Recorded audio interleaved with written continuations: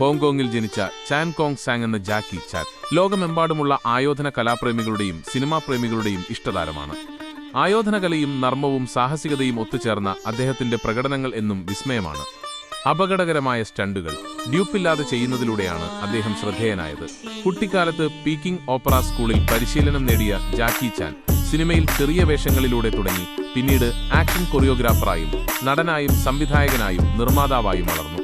Police Story, Project A, Rush Hour പോലുള്ള സിനിമകൾ അദ്ദേഹത്തിന്റെ കരിയറിലെ നാഴികക്കല്ലുകളാണ്. തന്റെ സ്റ്റണ്ടുകൾക്കിടയിൽ നിരവധി തവണ പരിക്കുകൾ സംഭവിച്ചിട്ടും അദ്ദേഹം പിന്മാറിയിട്ടില്ല.